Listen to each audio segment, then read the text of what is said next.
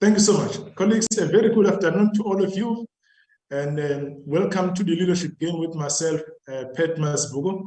I am quite honored that you've taken some time to join us at the TLG session for today, where we'll be discussing yet another very important issue that needs our attention for today. So, colleagues, I also want to extend our warm welcome to the viewers at home that are basically linking up with us via YouTube and Facebook. Just to note for everyone else that we are live on Facebook and also on YouTube. That being said, colleagues, thank you so much for joining us. I just want to send some apologies for Malebu, who was supposed to be our guest speaker. She has been admitted. So colleagues, as our esteemed leaders, we will change approach. We're not going to change what we need to do. It's the approach for today, because it is the first time that we have a guest speaker not showing up due to the fact that he or she has been admitted. But like I've said on the email, on the WhatsApp, that I am surrounded by the best, the thought leaders, and also the scholars. So welcome to each and every one of you. Now, moving on to the rules of engagement. The rules of engagement are as follows. We remain on mute at all times, and also switch off your camera. But at the time that you have got to speak, you then remove mute and then put yourself on camera so that we are able to have some logical conversation. So colleagues and scholars, fellow leaders, this is all about leadership. I also want to say to you, colleagues, that I am not a leadership guru at all. Leburu, I am not a leadership guru. I consider myself a very passionate and a permanent leadership student, but I'm always looking forward to hear what other leadership students have got to say on the issues of the day. So before we proceed, I have come up with a quote, colleagues, and I have always wanted to share it with everyone else before we start.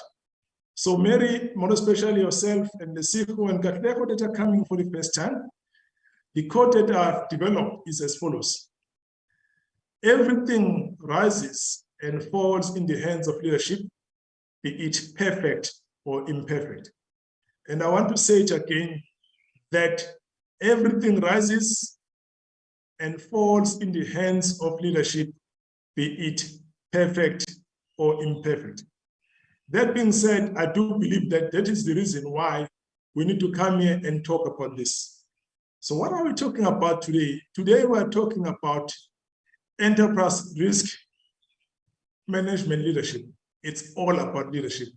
So I want us to have what I call a very fruitful engagement around this, such that at the end of the day, we can look back and say we had an opportunity to engage one another. This is where we are at. Because we do not have the guest speaker today, what I'm going to request, colleagues, is that we're going to go and introduce each other.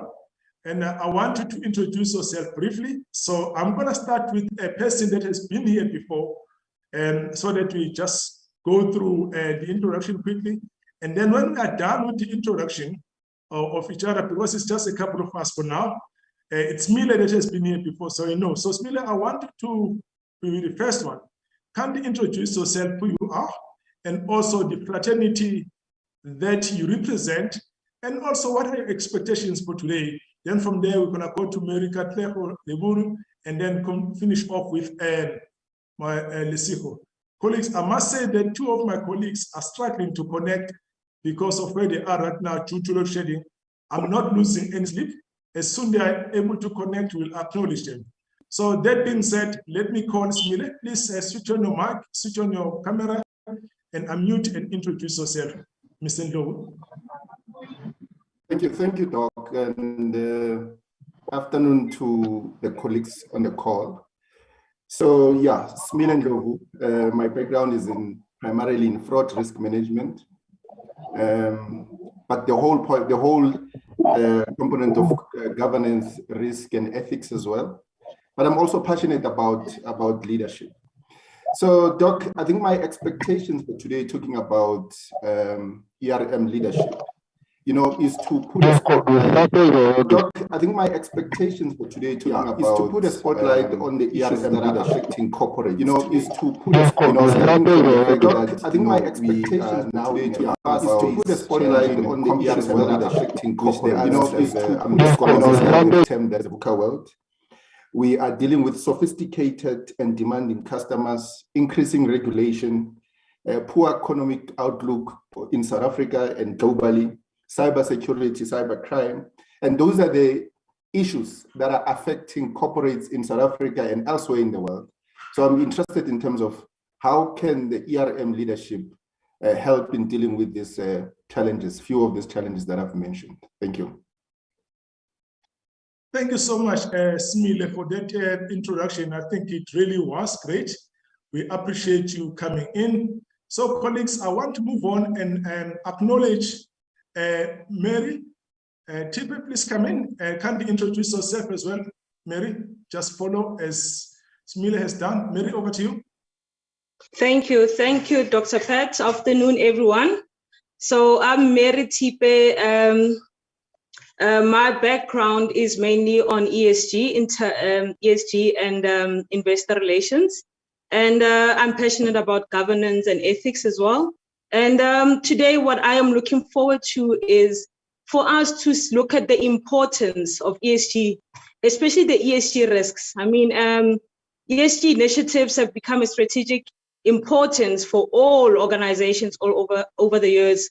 And but if we can just highlight and see how we can identify these risks, especially the climate-related risks, these have become very important over the years, and it's something that we need to look into and see how we can mitigate these risks. So that's basically my interest today, and and I'd like us to take note of that. Thank you so much, Mary. Welcome to the Leadership Game again. We are quite honored to have you with us here today. Shall we move on and let us bring in Ms. Katlego, please? Thanks, Doc. Good afternoon once more, everyone. My name is Katlego Madola. I'm a group head of enterprise risk management. I'm a board member, and I chair various governance-related board subcommittees, both in the public and the private sector. I'm actually just expecting knowledge share today. I'm expecting to learn as much as possible. So I'm very open to learning. That's me. Thank you so much, Doc. Thank you so much. Thank you so much, Katlego. Welcome to the Leadership Game again. Shall we move on to Dr. Dweba? Baba, please come in. Dr. Zandile, I see you on the line. Please come in.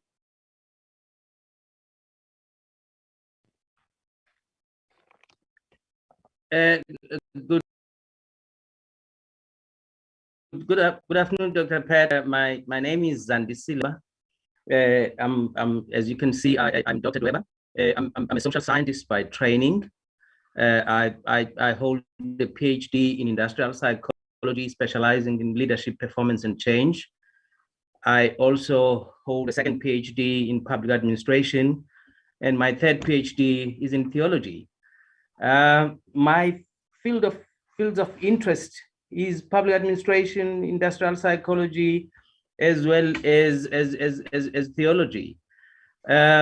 I'm a leadership consultant. I've been a consultant for over 20 years. I'm also an academic. I supervise students. I peer review journal articles. I also lecture. I'm a visiting lecturer in some universities in the country. Basically, that's me. My expectation today. I'm a believer that leadership is getting things done through people, and we have to talk about people today, and what risk do they bring into the organization. My belief again is that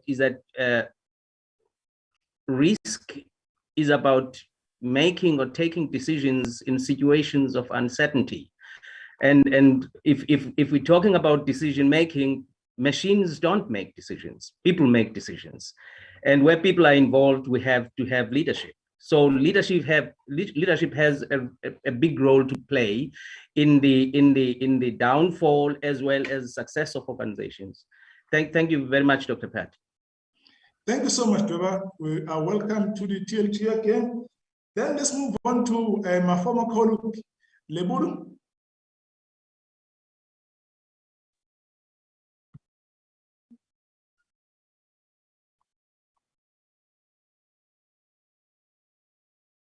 Okay, a very good afternoon. I'm trying to open, okay. I don't know if you are now able to see me. We can hear you, we can't see you. Please, I think there's that little thing there that you need to open so that where your camera is at, so that you can see you. Okay.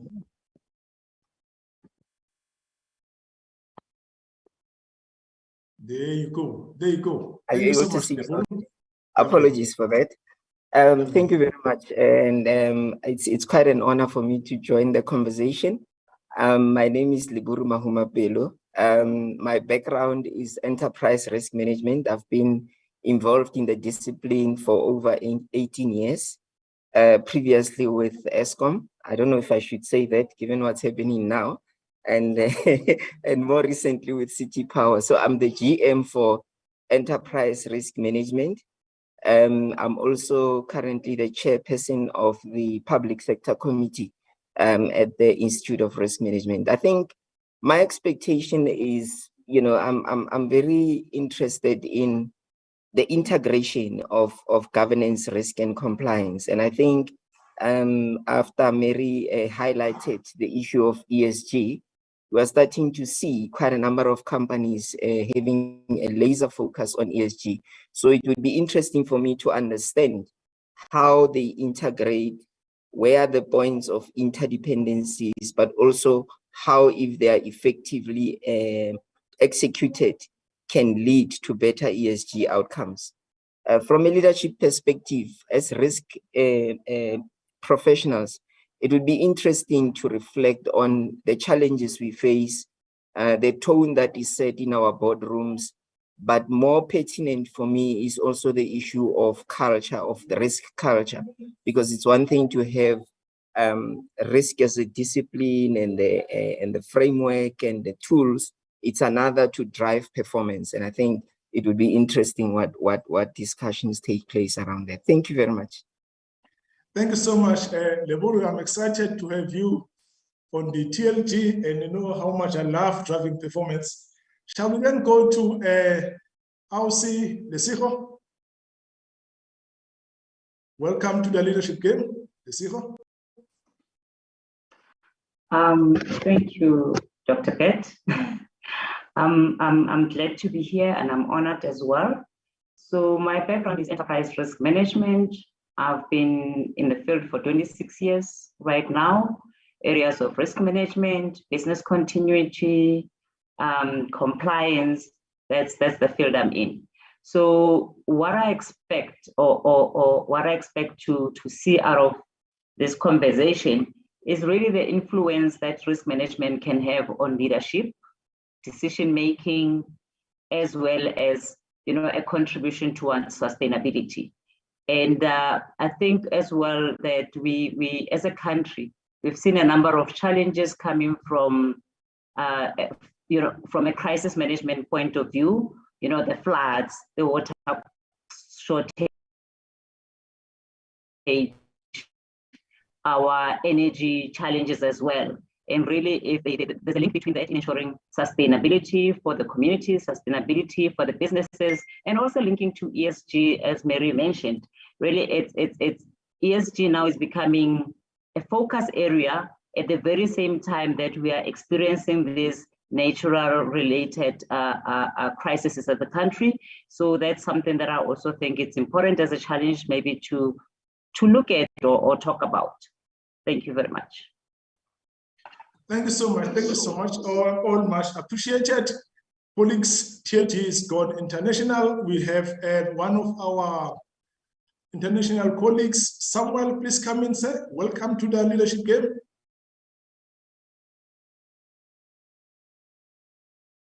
Please unmute and put yourself on camera, please. Thank you so much, everyone. Good afternoon from Nigeria. Can you all hear me? Yes, loud and clear, sir. Okay, so wonderful. Interestingly, you know, I'm on transit at the moment, but I'm sure I will be in a restful place by the time we are starting the program proper. My name is Samuel Temitope Akpanishile. I'm the Enterprise Risk Management Coordinator for West Africa, Enterprise Risk Management Academy, EMA. I'm the West African Regional Coordinator. I'm also the Director in Netcard Solution Limited. You know, Netcard Solution Limited started as a commodity brokerage company in Nigeria. We help commodity traders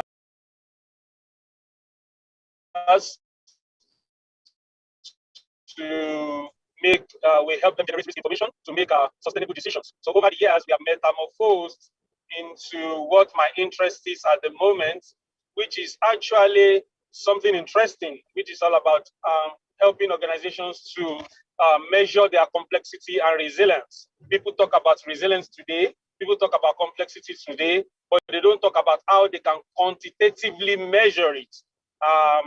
People still use the qualitative methodologies and frameworks to measure complexity and their resilience. But you know, science is not mere opinion. Science is not just a mere point of view. Science is based on, it must be objective and must be evidential. So I have a global call to help organizations actually measure their complexity, their level of resilience, their ability to absorb shocks, you know, the ability to survive where we have complex uncertainties, and then especially help them to figure out and uncover where their fragility lies. So we are redefining the concept of probability with fragility. And we are saying, find where your fragility lies, learn how to be able to exploit that area, to strengthen it, to protect it, because that is the area where you maximize, where your losses can be, where your big losses can be generated and where your big opportunities can be generated. So if you can discover those areas and you can find out to protect those areas, you have protected your whole organization. And this we have found this to be very interesting all over the world. And we'll be looking forward to see how I can contribute to that thought and to learn from other thought leaders in this program. Thank you so much, and I'm so happy to be here.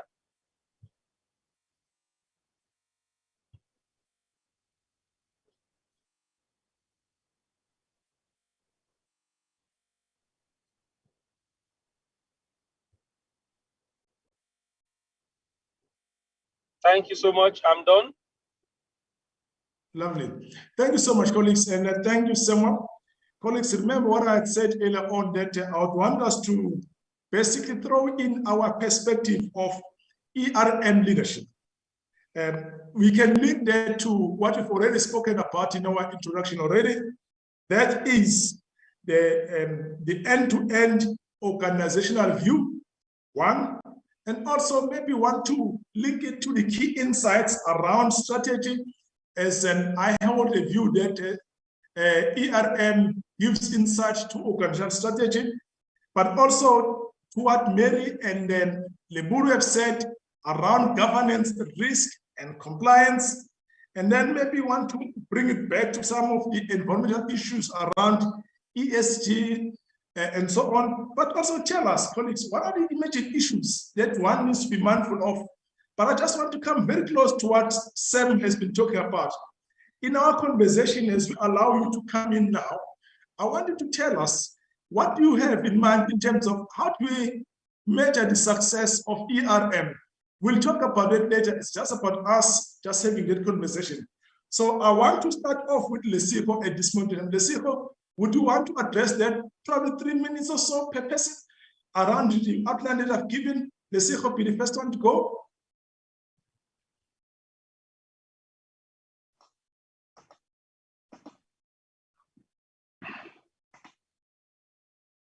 Yeah. Thanks, Doctor. you know, as we say that risk management is instrumental in leadership, then you come to strategy development. We know that for every business, you need to have a strategy. But then when ERM or the risk professionals or the risk management as a principle, as a concept, is built into the strategy development, it will also assist to ensure that the decisions that are made, the strategies and the activities and the projects that are identified are from a risk point of view, you know, risk-based. So they should assist business to ensure that what we put out there, we've put the actions and activities that we have considered the risks that we are out there, and even identify those that we want to exploit, and definitely turn them into opportunities. So risk management would be very instrumental from the crafting of the strategy itself, during the execution, as well as the monitoring thereof. Because, you know, once you have laid out your flight in terms of where you want to land, where you want to go, there has to be points of monitoring, points of pausing and saying, are we going into the right, are we going to the right direction? What are the things that are not going accordingly? And what are the, you know, those issues that are cropping up that we were not prepared, of, and how are we dealing with those? So that's one. I think that you did mention an issue of leadership, and from an ESG point of view as well. I believe that from earlier on, I did mention about those natural challenges from natural process that we are facing. That will cover your environmental part of the ESG, because that's where we are talking about how important it is that as the world, as a society, as business, we ensure sustainability. Sustainability in taking care of our natural resources and ensuring that they work for us, for the business, for the investors, for your customers, suppliers, and everybody within the value chain. Also ensuring that even the very same societal responsibilities are taken care of, and business and leadership are in a position where we can influence, where we can promote and ensure that there's sustainability at all perspectives. And from a governance point of view as well, I think that's where we should be looking at the adequacy and effectiveness of, you know, those, how we attack our responsibilities as business, and to ensure that, you know, all our stakeholders are better off, you know, because when you have governance, which will include processes, controls in place, we ensure that everybody wins at the end of the day. Your customers are getting value services, value products. Our shareholders are realizing the benefits and the profits that they are getting. The society as well. You know, we operate within a society. What impact are we making in the society from a governance point of view? What processes are we putting in place? Because we all need each other within this value chain. And from a governance and compliance point of view, there are matters that we really have to contribute and ensure that we are ethical, there's integrity in what we do, and we are promoting governance. I don't know if I've covered everything you wanted me to cover, Dr. Mazibuko, but that's me for now. Thank you, Lesego, for being succinct, but I just want to accentuate one thing that you've pulled out for me. I'm also picking up that you say we are looking for a responsible investment, not just investment, but responsible investment. Is that the view that you are driving, Lesego? Exactly. Exactly. And as much as we are looking for responsible investment, it's all key stakeholders within that, you know, that are contributing, and the contribution should be intentional. It shouldn't be by accident. You know, we should be intentional about it. Thank you so much, Lesego. Let me bring in Sam. Sam, you've got a plus or minus 2-3 minutes. Your views on what Lesego has already used as a platform for us. Sam, please come in. Yes. So I'm here. What's your question again, sir? Now, I wanted to basically give us your views in terms of ERM leadership. You may as well link it up with a strategy or else governance, risk and compliance, or even, so on. Proceed. Yeah, oh, great. So the thing is, what is governance? What is leadership? What is compliance? What is responsibility without insight and foresight? You can't have good leadership without insight and foresight. You can't have good compliance without insight and foresight. You can't have good strategy without insight and foresight. And insight and foresight is the essence of risk management, is the essence of enterprise risk management. And when we are saying enterprise risk management, we are looking at how we are looking at an holistic, a systemic view of risk risk management of any organization or any entity. So the essence of risk management is to generate insight and foresight that humans would use in making decisions, in setting controls, in complying, and ensuring that the organization, do everything, every work we need to do to ensure the organization achieves its objectives. And so that is the essence of risk management. So we now begin to find out that enterprise risk management is the fundamental framework that enables an organization to achieve its objectives in the unknowns. So don't let us forget that the world has changed. In my PhD work that I'm currently doing, we found out that that the world has even moved from a VUCA world, a volatile, uncertain, complex, and ambiguous world, to a binary world, like some people are proposing, a brittle world, an anxious world, a nonlinear world, and an incomprehensible world. So the kind of how we generate insight and foresight for the strategies we make, for the decisions we make, for the policy we make, for how we comply, to how we govern, to how we manage our businesses, portfolios, projects, in a world that we don't even know what could happen any moment. The world has now been redefined into unknowns. And the tools that worked in the world of known knowns and known unknowns, that is the tools that worked in the industrial age and in the years, does not work again. So leadership, the organization needs to come up and make sure that everybody understands that we need a new approach. We need a new perspective of gaining insight and foresight into how we make decisions, how we strategize, how we comply, and how we do all the works we do, so that we achieve our objectives sustainably. And it begins to beckon the question, how are we going to approach this? And that's where leadership comes in. Leadership, like I always tell people, helps us to reduce uncertainty. Leadership is not a position. Leadership is not power. Leadership is not a person. But leadership is a language. It's a language that helps, or a condition of an organization where everyone sees together.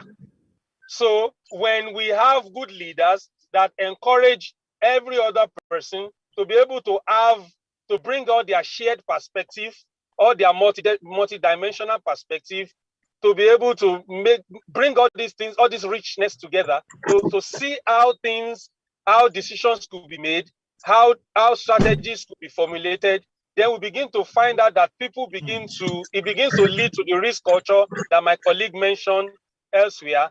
Our thinking begins to change because we now have insight, we now have foresight, especially to those areas where we are fragile, especially to those areas where we are vulnerable. So like I posted on my LinkedIn today, risk management, good risk management is not actually about fear of failure, but about removing those things that can stop us from being successful.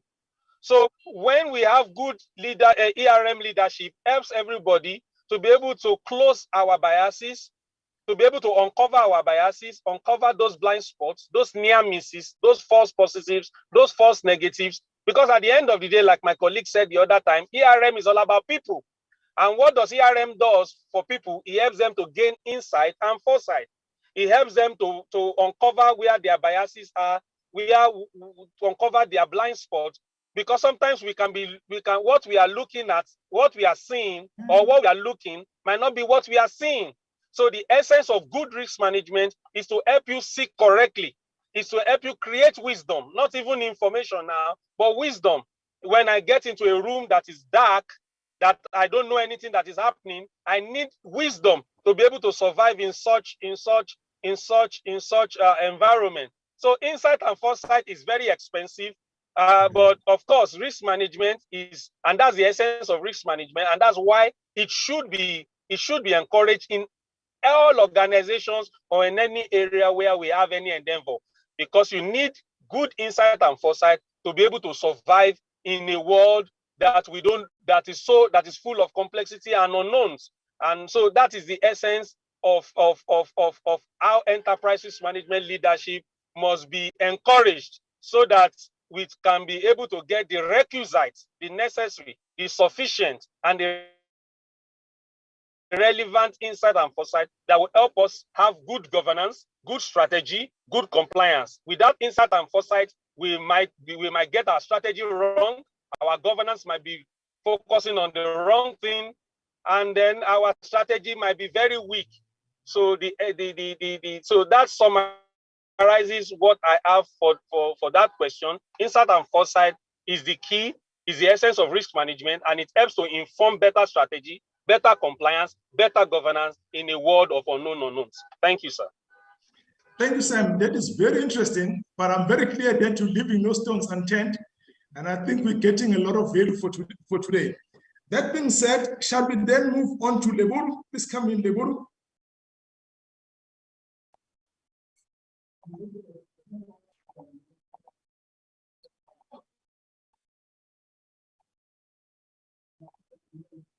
Okay. Thank you very much. I think for me,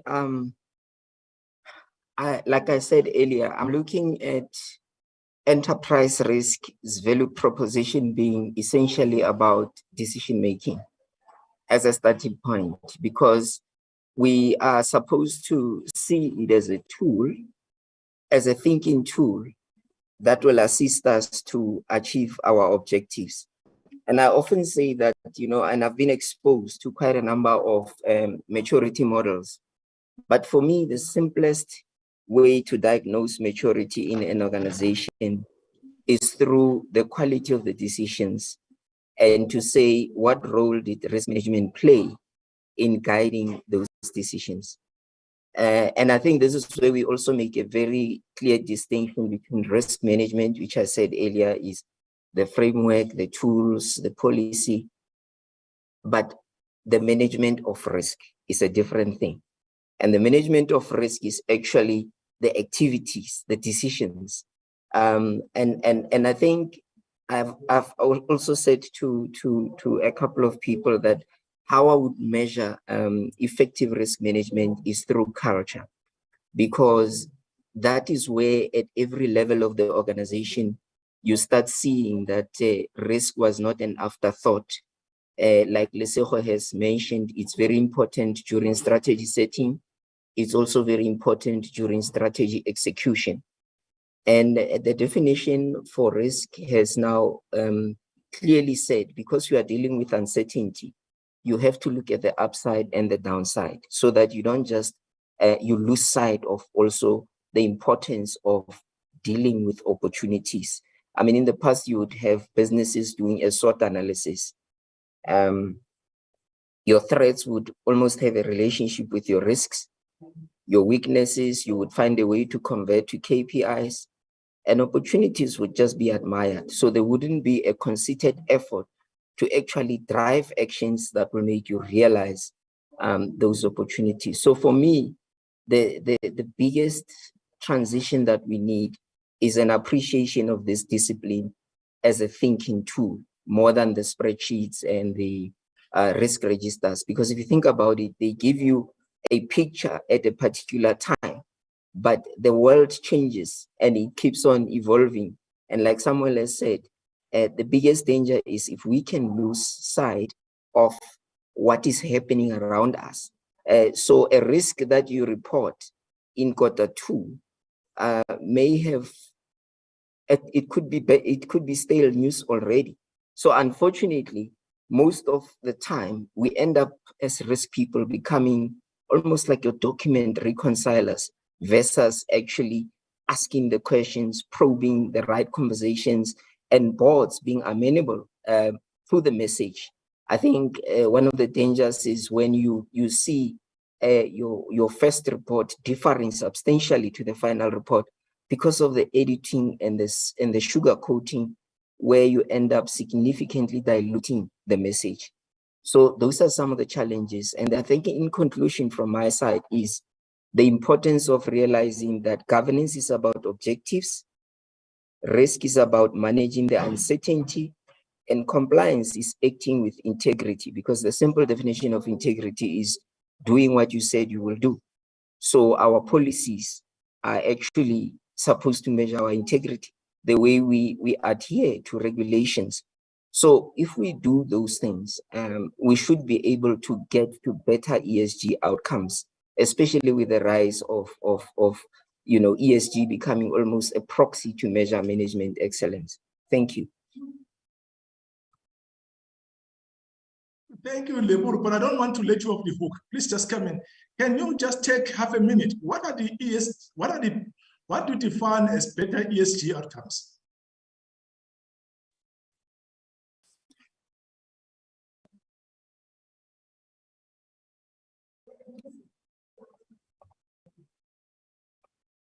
Did you get that, Leburu? Yeah, I'm just trying to get the camera back. Sorry, I keep on. We can see you. Yeah, we can there see we go. You clearly. Can you see me now? There we go. Yeah, all we right, can see sorry. you. Sure. Let's maybe look at what it entails. So if you look at the environment, it would be how we respond to,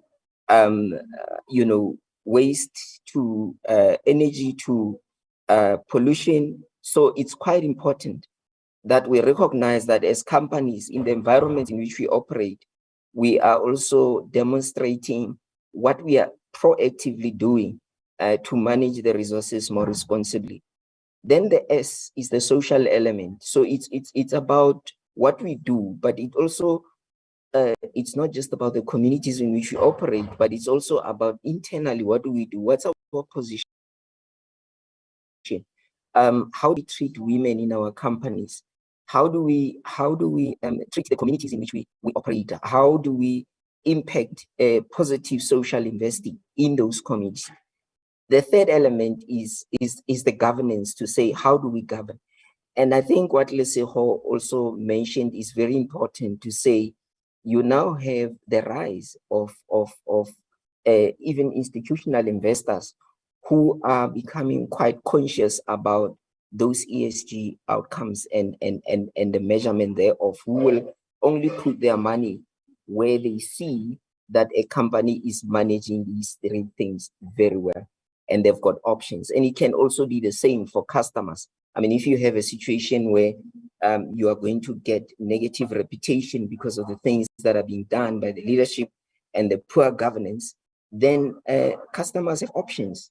But also similarly, if customers feel that you are contravening environment and it contradicts the values that they stand for, they can also move away. So we have a far more agile world, which is moving very fast, and you cannot be operating in a bubble.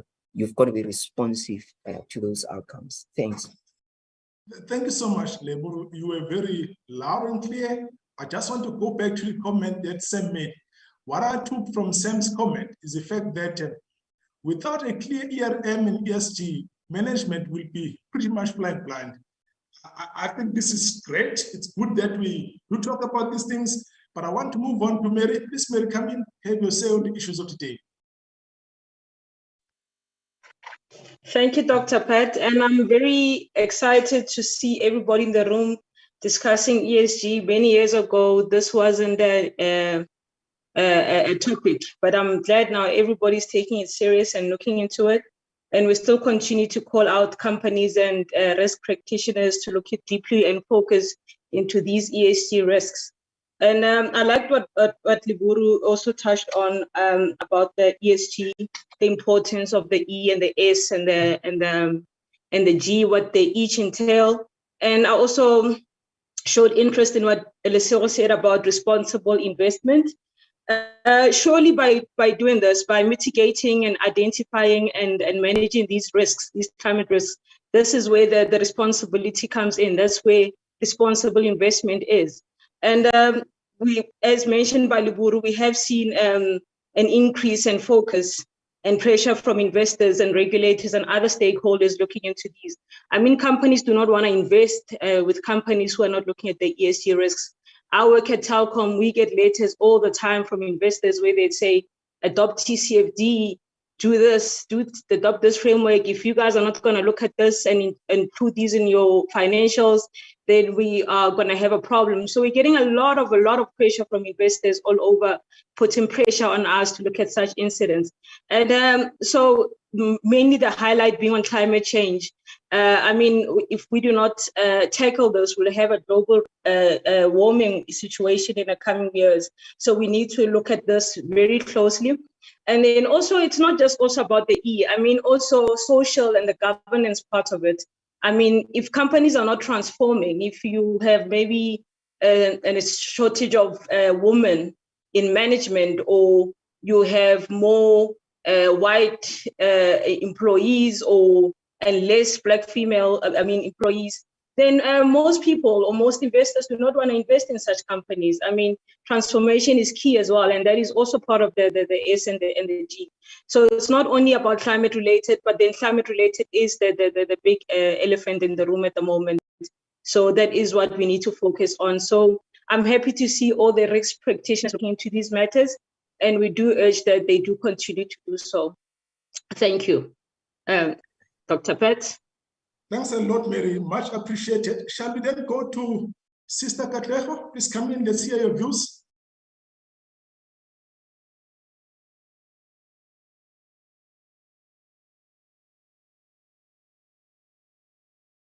You're on mute.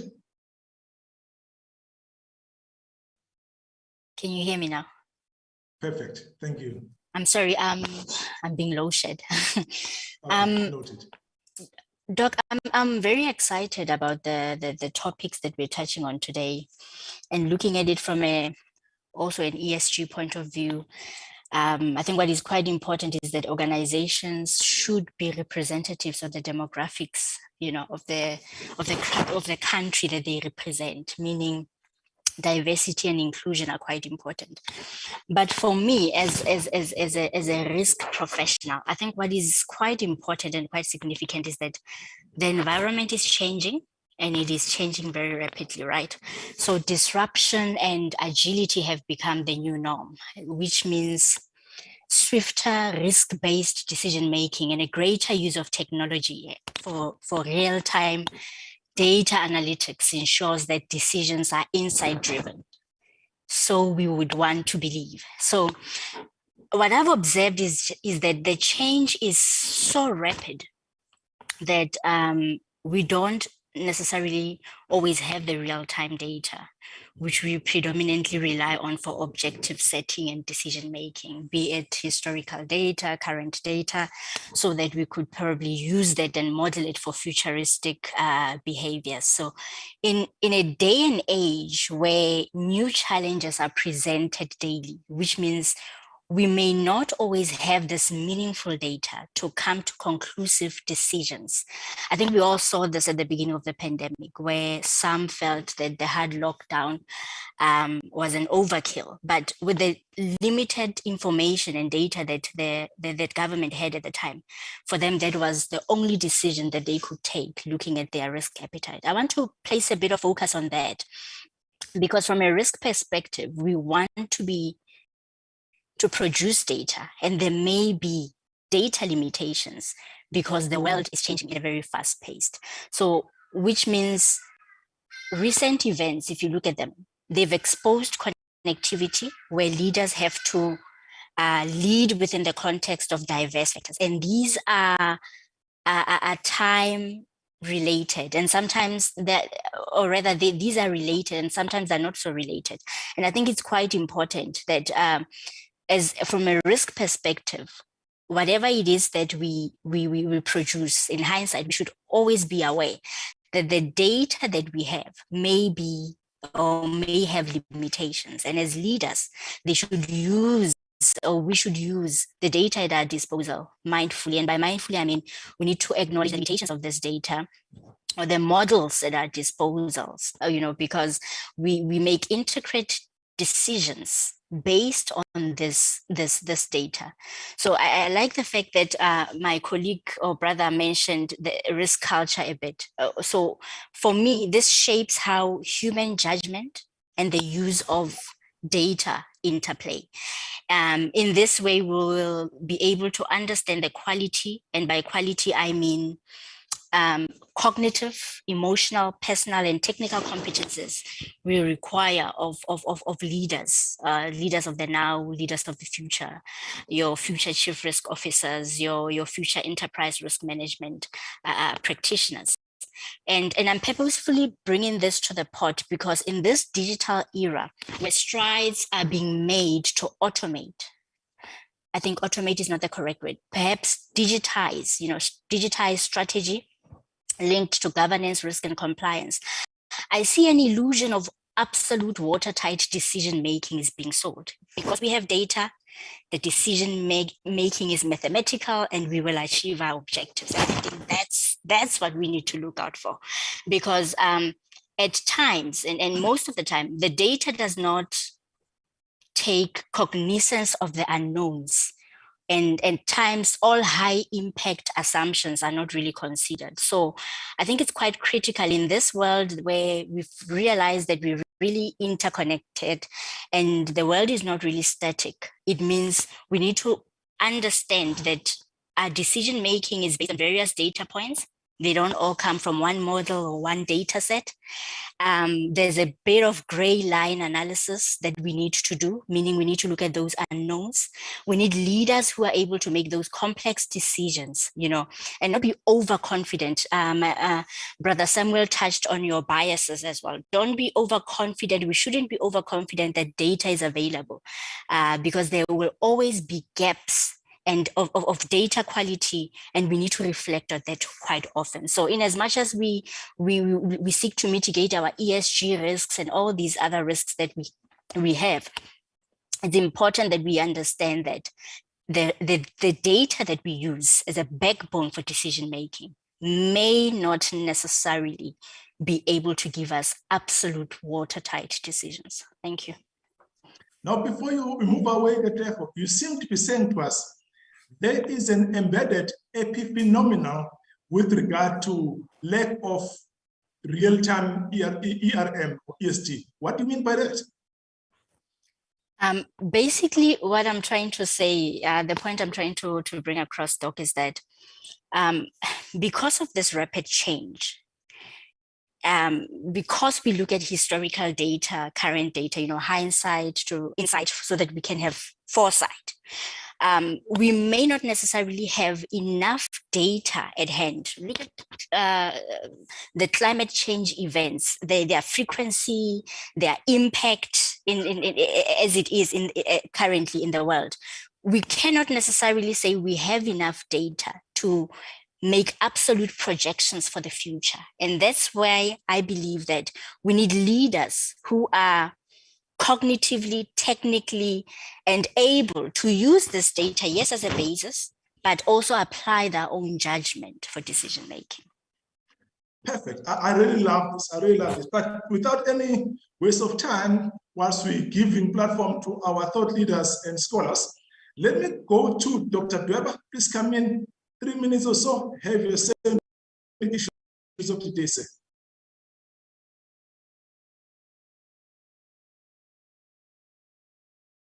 Doc? Yes, Dr. Pat, good afternoon. When Sam spoke, my clock almost stopped because he made some very profound statements. The first one was that the ERM is about people. He talked about insight and foresight that leaders need to have, And Katlego just now brought a new one, hindsight, that you must see from where you come, where you are, and where you want to go. And he made another statement that leadership is not a person.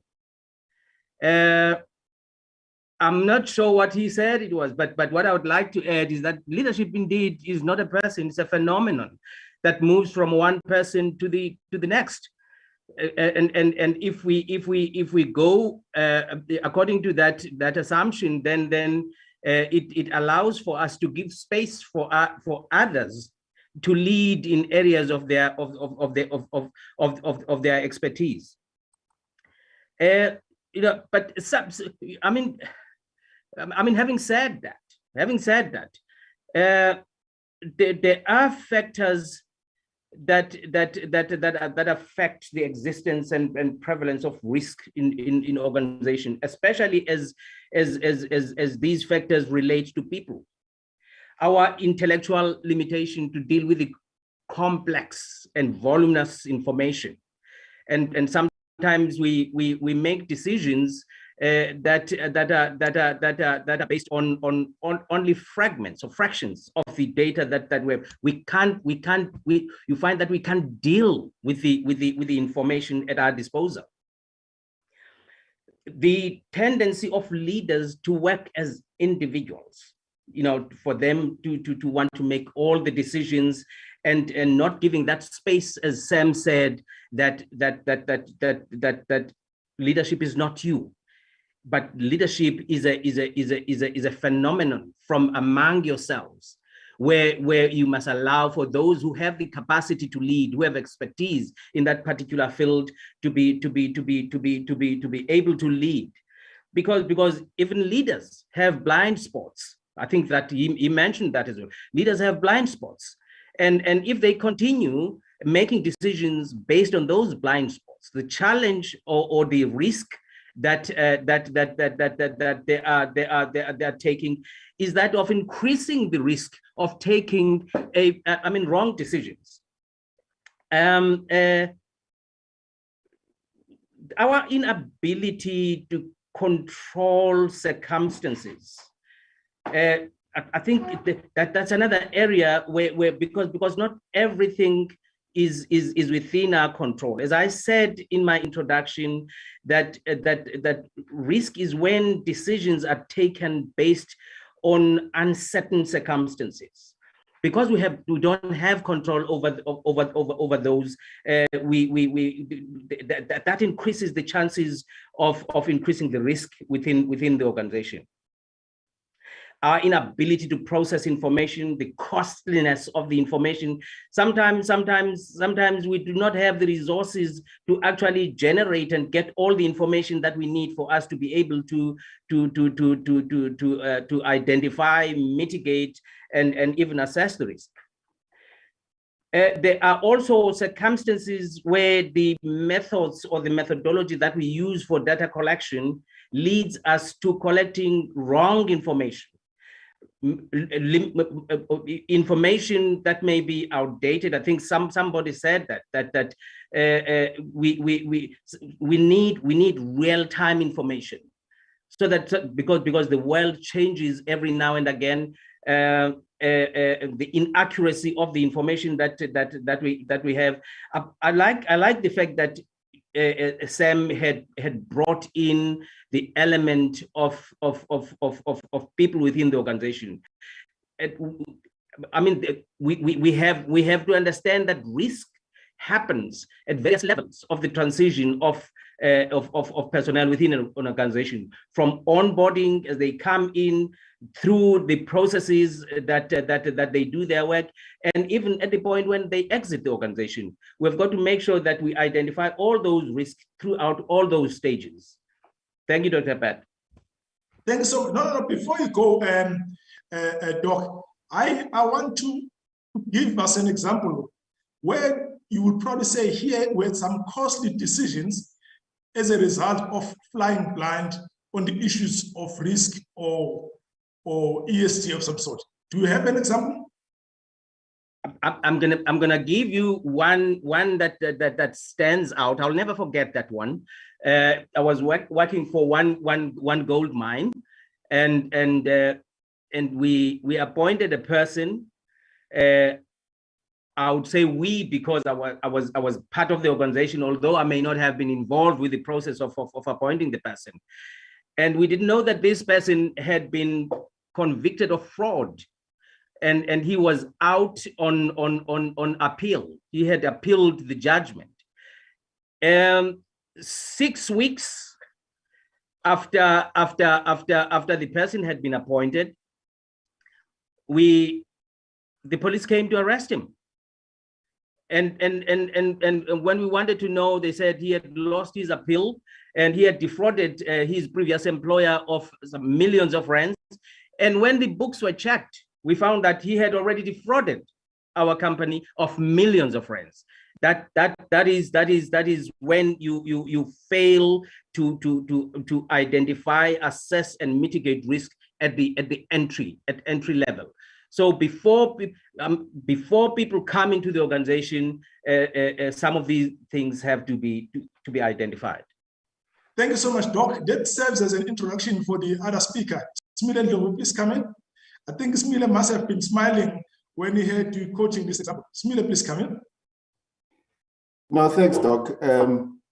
Yeah, I'll comment about that, before I conclude. But first, I wanted to talk about ERM leadership in a literal sense of it.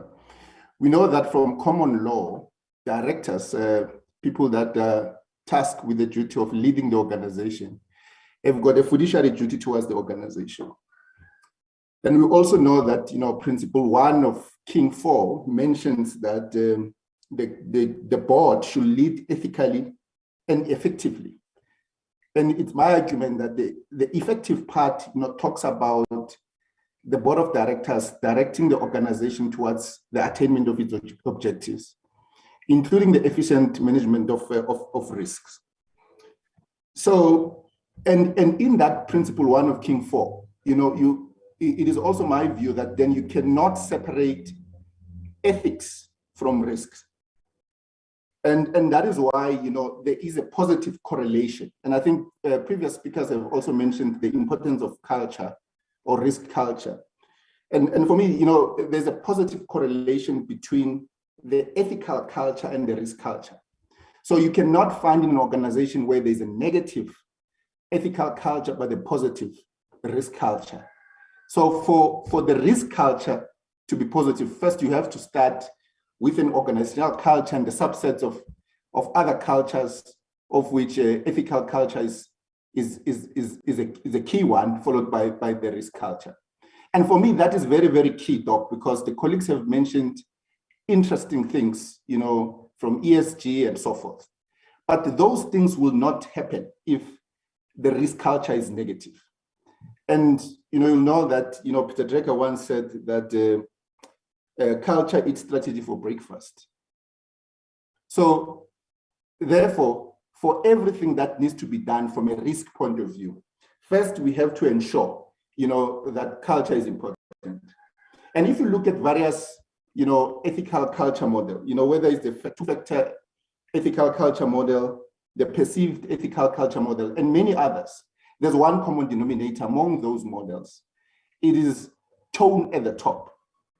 And therefore, it suffices to say that for ERM leadership to be realized in any organization, to drive this interesting ideas about ESG, about ensuring that the organization attains strategic objectives, it is very, very key to ensure that you've got the right leadership, or there's a right message, top-down message, from leadership in terms of making sure that they drive the right message in terms of ethical culture within the organization. And I think, Doc, later on, I'll make input in terms of my anecdotal observations, about some of the own goals that are made by leaders as far as ERM leadership is concerned. But yeah, coming back to what Dr. Dweba was mentioning, I think that's a classical example, of that. And, you know, whether you look at the various reports released by the Zondo Commission, or whether you look at what happened at VBS, MTN, Steinhoff, Hewlett, you find some of those examples, you know, what I've termed schoolboy errors, you know, and some of those things, they were not properly mitigated and they come back to embarrass the organization. And in certain instances, it goes beyond embarrassing the organization because it affects the continuation of the organization as a going concern. You know, we know now that an organization with a proud history like VBS is normal, you know, because of some of those incidences of fraud and corruption, which in my view should have been picked up and mitigated. And I think lastly, just to conclude, Doc, I'm glad that, you know, various professional bodies are starting to ask themselves to say, in South Africa in the last few years, there's been various corporate scandals, and what as respective professional bodies have to do in terms of ensuring that these things do not happen in future. It started with IRBA, IMSA has done the same thing. The ACFA has also had its own reflections, you know, in terms of how do we ensure that collectively as second line and third line of defense, we make, maybe make is not the right word, but we ensure that, you know, there is right leadership within organization to prevent further corporate scandals. Thanks, Doc. No, thank you, Smile. I just want to ask now open-ended questions. Smile, don't run away. I still want to on the platform. Okay, Smile, please. I want to tell us, is ERM a much needed line of defense and in the organization? And what if it is ignored to be part of a line of defense? What do we stand to lose? And what do we stand to gain? No, Doc, I think for me, ERM is more than just a line of defense. And I think if you read at the latest reports that have been released, including the 2022 IRMSA guideline, ERM can be used. Colleagues have talked about integrating ERM as part of strategy. And for me, ERM deserve a table with strategy and business development. You know, we just changing the perspective about ERM as a defensive mechanism, but also as a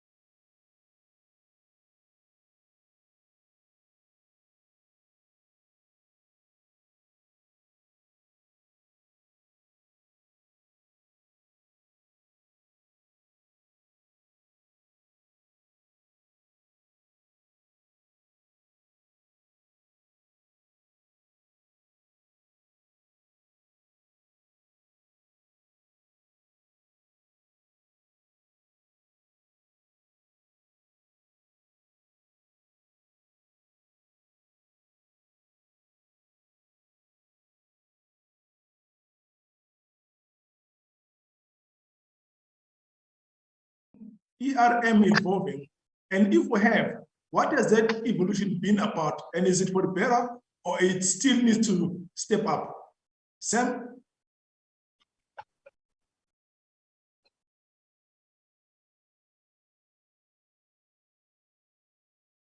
Sam, did you copy that?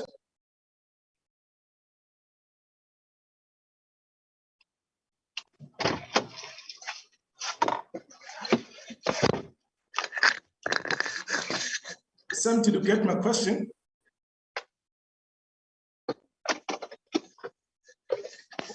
Okay, colleagues, in the interest of time, because of load shedding, we seem to have some glitches, but can I invite Katleho? Please, Katleho, can you talk to us about ERM evolution and whether or not are we evolving in the right direction? Katleho, please come in. I watch. Sorry, Doc, can you hear me? Yes, colleagues, can I ask the rest of us to mute? Katleho, you may come in and proceed. Thank you. Sorry. I think I missed the first part of of the question. My apologies. All right, I'll go again. I'm just saying, it would seem to me that ERM is evolving, and I don't know what shape and form has it taken. So I want you to take us through, in your view, what has been the ERM evolution to date, and whether we are evolving for the right reasons. Thank you. Over to you. All right. No, thank you. Very interesting question that. From an evolution point of view, I think obviously we are seeing a lot of more focus to risk management, primarily now because of a lot of risk events that are materializing around the world. But I just want to perhaps try to incorporate, just to club the three together, your GRC. Doc, at the heart of each organization is the value they are pursuing, right? And I believe that GRC is core. But notwithstanding this, why is it that amid of GRC being present, and I'm looking at face value, that is your structures, your policies, your reporting, wise in organizations. Why is it that scandal after scandal reveals that there are still corporate failures? So perhaps the most significant question is, are our GRC frameworks heavy in form but lack substance? So there may be evolution in terms of structures are established, policies are in place, your governance, risk and compliance reports directly to the board but yet there is still failure. So I think what is quite important is for us to always ask ourselves whether the investment that we place on GRC is a business value driver. Is it cost effective? I like the fact that almost everyone has spoken to culture. Is what we're doing simplified enough for everyone in the business to fully comprehend, not just comprehend what we are doing, but comprehend their own roles?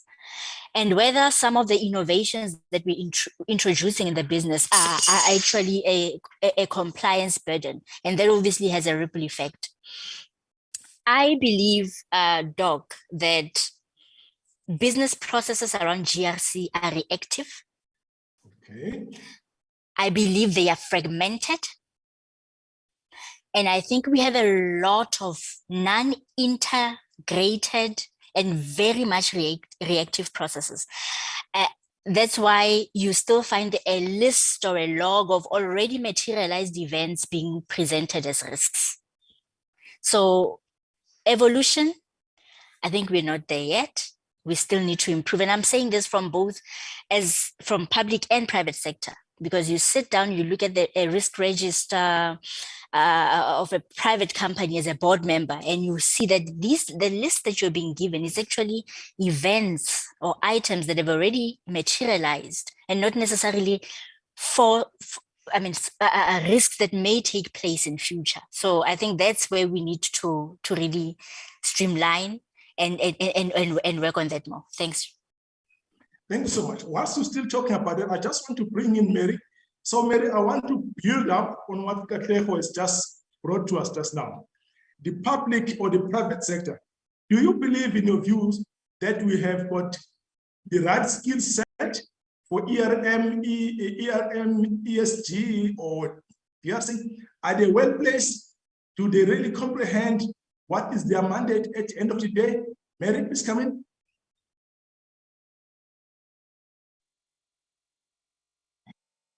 Thank you, Dr. Pat. In accordance with whether we have the right skills and the right people in the right job, I think it also depends on each company.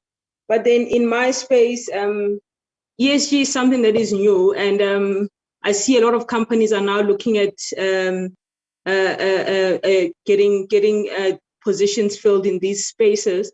But then when it comes to ERM, for example, where I work, I would say we've got the right skills and the right people.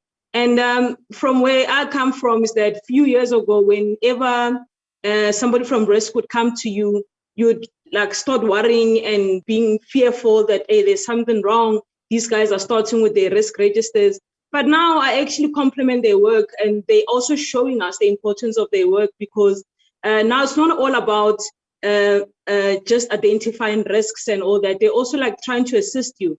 They're involved in every project that in the organization, be an ESG strategy that needs to be developed, be some governance ethics handbook. They're there to assist us, to guide us, to identify the risks ahead of time. We actually call them to come and be part of whatever we are implementing at the stage. Whereas in the past, we wouldn't want the risk people near us. So I feel now we've got the right people, the right skills, and it's not all about identifying risks and risk registers anymore. It's about how do we create value for the organization all together as a whole. So from where I'm coming from, I think we've got the right people and the right skills. In other organizations, I've got very little to say, but then from where I'm coming, I think we've got very good people that meanwhile, that want to see the better good of the organization than just identifying risks. Thank you so much, Mary. Let me test. Sam, are you available now to comment? If you are, I have a question for you. So what are the lead indicators or even lag indicators for the fact that we do not have our ducks in a row when it comes to ERM leadership? Sam? Please, thank you, Doc. Please, can you repeat the question again, sir? No, thanks a lot, Sam. My question is as follows. What are the lead or lag indicators that will tell us that we do not have our ducks in a row when it comes to ERM leadership? Well, yeah, some of the lead indicators we need to be looking at when it comes to ERM leadership. Number one, I've tried to summarize, the whole nuances around ERM. Is number one, do we all, and I'm trying to summarize everything under the concept of insight and foresight, like I started with. Do we all have insights into the interdependencies and the interconnectedness of this organization?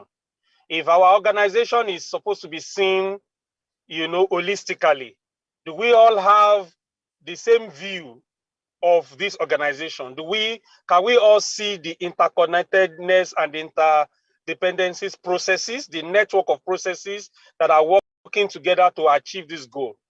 Do we all agree that this organization is a system? That's number one question. Number two, do we all know the outcomes we are expecting from this this organization? Because every system, if we agree that organization is a system, then that system must have a goal it wants to achieve. So number one indicator, do we all know the goal that this organization wants to achieve? Do we all know what done looks like? And you find out that most people don't have shared perspective of what done looks like, what the goal of the organization looks like. And that is why people work as cross purposes.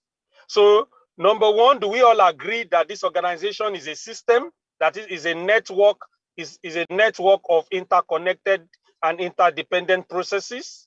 Number two, do we all agree to the objective, of the goal of this system? Then number three, do we all agree to the constraints, or what we call the leverage point? Have we all discovered it? The leverage point of the system, because every system has at least one leverage point. So do we all agree? Have we uncovered the leverage point? And that's supposed to be the job of the risk professionals. So as the risk professional, uncover the leverage points? And as everybody, is it a shared leverage point? Does everybody believe, does everybody accept that this is our leverage point? A leverage point is a point in a system or an area or a loop or in a system that maximum gain, you know, where gain is maximized and where losses are also, where losses are great, you know, where you have great losses and you have great gains. So that area is the leverage point, and it's very difficult for organizations to, at least theoretically based on research, it's very difficult for organizations to uncover the leverage point because of the various interdependence and interconnectedness of any of the processes. Because it's by the time you visualize the interconnectedness and interdependence that make a system, you will see that it's a whole lot of mess. You know, it's systemic. So ability to uncover the leverage point in that system is always very difficult for people, and that supposed to be the clarion call for risk professionals to help organizations uncover the leverage point. So if we have uncovered the leverage point, does everybody believe? Does everybody accept that? That's number 3. Then number 4, because, is everybody ready to make a leverage point decision, leverage point based decision? The idea is a chain is as strong as its weakest point. So we've discovered that the weakest points or the weakest point in quotation is the weakest point is the strength of the whole organization. So, and that's the leverage point. So any decision that anybody in the organization is supposed to make must be informed by that leverage point, because risk is always exponential at that weak point, at that leverage point. If the leverage point stops, the whole organization stops. So everybody in the organization must be making decisions, must be making strategies, must be taking actions that are informed by that leverage point, that will not continue to weaken it, but strengthen it. So, and it is a point where everybody has to agree, and that is the point that is where the essence of enterprise risk comes from. So it's a systems approach to managing. So everybody in the organization, after the leverage point has been uncovered, everybody needs to now make decisions that are leverage based, that are leverage point based, you know, so that whatever decision you make will not weaken the weak point again. And that is the essence of risk culture. Risk culture is the way we think around here. You know, the way we do things around here depends on the way we think around here. And the way we think must be based on the leverage point, so that you will not go and act, or you will take decisions that will weaken the place, but also strengthen the place, right? So when everybody has agreed to make their decisions based on that leverage point, to act based on that leverage point, then the question now be, how do we move from where we are to where we are going, considering this leverage point, considering this area of vulnerability, considering this place of opportunity? Please don't forget that the leverage point is also the place of opportunity and the place of threat. And that's why enterprise risk management, like my colleagues have said, is looking at both opportunity and threat. And the opportunity and threat that can affect a whole organization is constrained at that leverage point. So how do we move from point where we are to where we are going as an organization, but in consideration of that leverage point? It must be leverage point based. And those are the leading points. Do we agree that the organization is a system? Do we agree about the goals of that, the objective of that system? Do we agree? Have we uncovered the leverage point? Because that is where uncertainty is great. That's where risk is great. Do we know how to measure the uncertainty around that leverage point? And what framework are we using to measure the uncertainty around the leverage point? And that is one of the questions to one of the answers to the question you asked about previously, about what's the evolution that my colleague Catalog answered. You know, we are still trying to measure uncertainty with probability, and we are saying that probability is a weak framework is a lagging indicator in the world we have found ourselves. The world we are in now is highly complex, changing, highly dynamic, and full of unknown unknowns. And the framework that probability sits on is based on the IID framework, individual independent distribution. IID, for those that have studied statistics, individual independent distribution. But we know that the reality of the world we live in, nothing is independent. Things are interdependent. Nothing is individual. Things are interconnected. So we are living in an interconnected and interdependent world, and we are dealing with interdependent variables. So probability as a framework to measuring uncertainty in this kind of world has broken down. So we have to be able to understand that we have to now begin to look what framework would help us. And that's why we are telling them that entropy is a better measure of measuring uncertainty in this kind of world. So it helps to guide us from where we are to where we are going as an organization based on the leverage point being measured by entropy. Thank you. No, thank you so much. But I want to build on what you've just said, but going to Dr. D. Dr. D, please talk to us. What are the interdependencies or dependencies for ERM fraternity to be successful? Dr. D, please come in.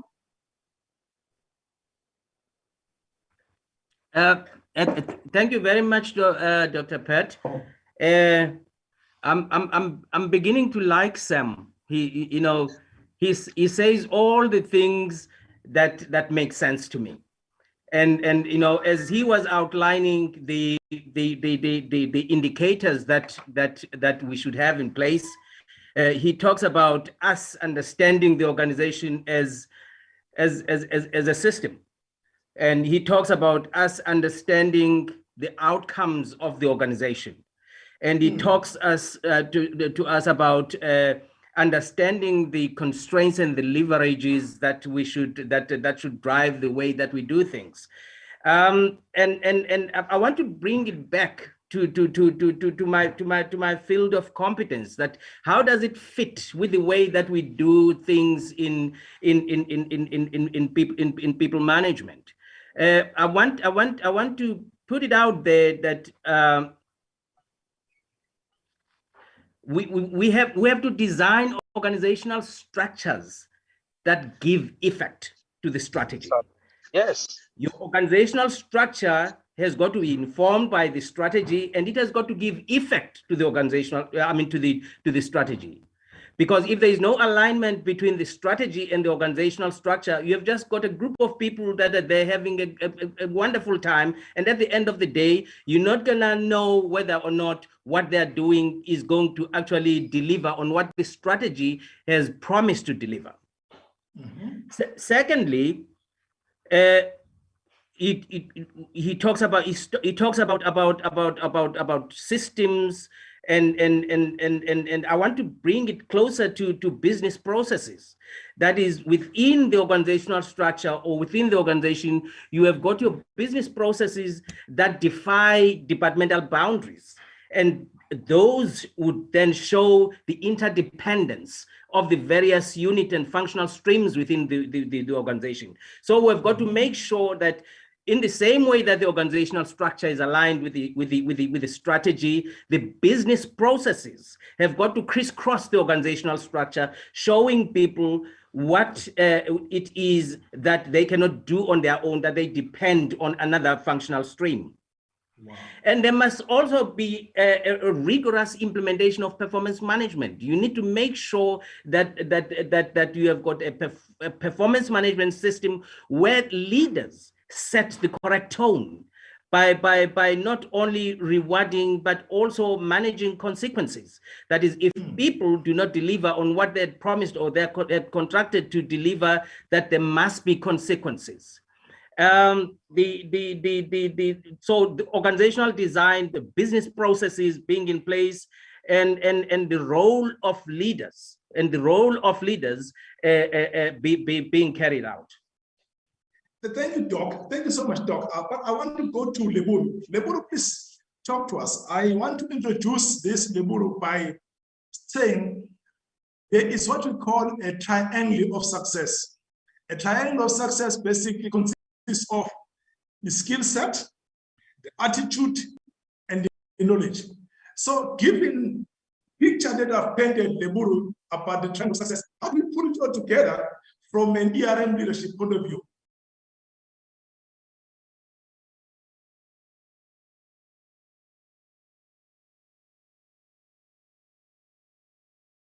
Thank you. Thank you very much, Prof. Doctor. I think I like the concept of a triangle, because then if we consider all three aspects, we are looking at the future fit CRO and the type of competencies that are required, but also the attitude that is required. So if you look at the skills set, I think I'm going to lean towards what Katlego mentioned earlier, because she was able to itemize reasons why we find ourselves in a reactive mode versus proactive. So there's a whole issue around data, which I thought is very crucial to say we are moving away from an era of, subjective information towards understanding the data and understanding the data points. So you now need a CRO with an attitude that will look both on the qualitative and the quantitative side, so that they can interrogate information. Because again, when you now are driving risk management, it must also be based on the best available information for us to be able to preempt risks rather than to react to them. You brought in, and I think it was, I can't remember whether it was Sam or Doctor, but the issue of systems thinking and the emphasis around appreciating the interconnectedness of the risks is quite an important prerequisite, because now the relationship or where these risks interact or intersect is where we battle. I mean, COVID has been a very good learning point around how some of the risks were very inward focused and forgot to factor in issues around your third-party risks and how they can also affect you, Then you talk about attitude. I think you need to be, you need to have guts, because it's not easy. You have to be able to engage. You've got to have the communication skill to drive the process. It's not an easy buy-in. I mean, you will go into environments where they simply don't want to hear about it. But it's for you to also, I think, again, Katlego said, we need to re-evaluate our own language to say, is the language too complex, or are we coming in from a position of how does my you versus this is a mandatory process and just do it. So we need to find sufficient ways to emphasize stakeholder engagement skills as a necessary ingredient in the success formula of a CRO. And then there's an element of ethics, which is very crucial, which speaks to the third angle, because it's also about, how then do you hold people accountable? So performance invariably makes its way into the discussion when you talk about culture. You cannot talk about culture in isolation of performance. So often where you battle in the risk episode is also around the monitoring and review. But it's only when executives are compacted on this that you will start seeing different outcomes. Having said that, I think the discussion would be very misplaced if we only focus on the practitioners or the CROs, because that's where the danger really is. Risk management is about everyone. So we have to actually look at the quality of your governance structures as well. Your oversight committees, are they asking the right questions? Do you have the right people there? And what I was talking about earlier when I was saying, when you report, how receptive is your executive as well as your board to the message? You'll come to a situation where risk is always the last on the agenda. And there's this common sentence, we'll take your word as right. So that's where we miss the point. That's where we miss the message that is supposed to actually assist us to take effective decisions. Thank you. No. I just want to complete this point. One of the triangles in this triangle of success is knowledge. I've always argued that knowledge is good, but if you could put your knowledge into some good use, that's much better. Let's talk about the lack of applying the embedded knowledge in the success of ERM. Over to you, just 2 minutes.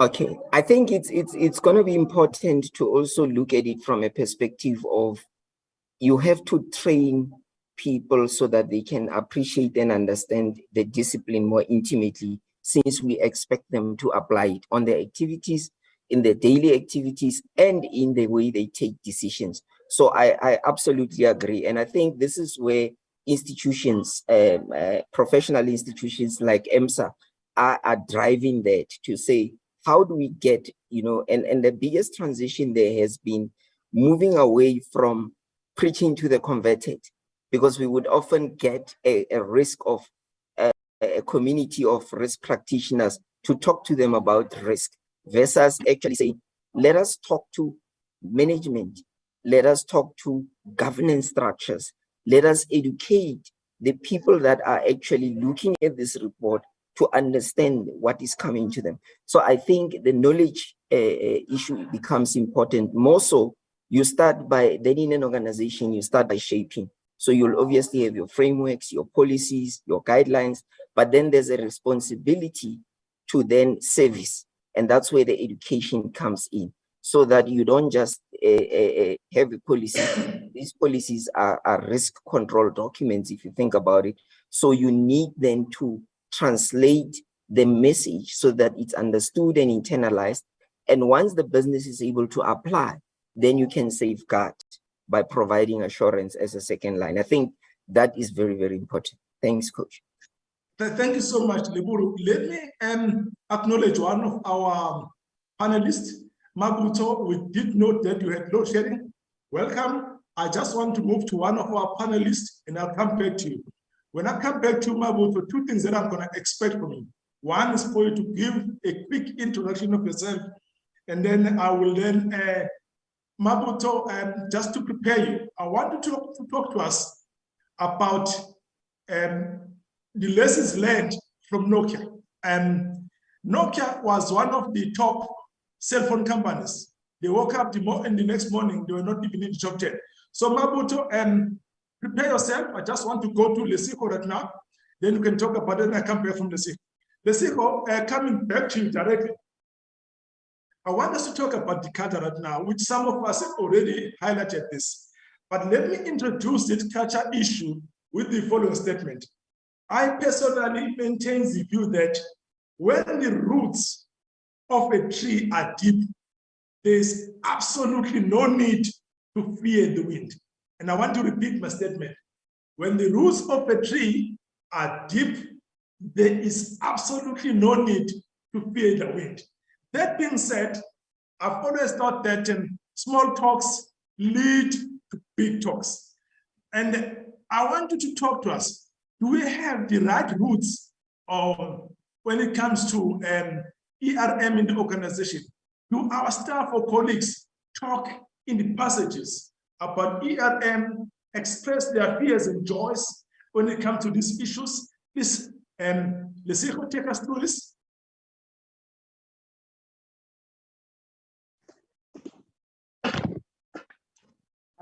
Thanks, Doc.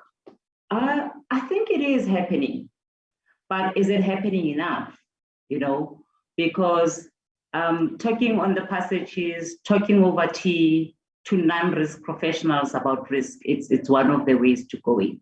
But I think another key enabler from for the risk professionals, it's knowledge. I think earlier on you asked Leburu about knowledge.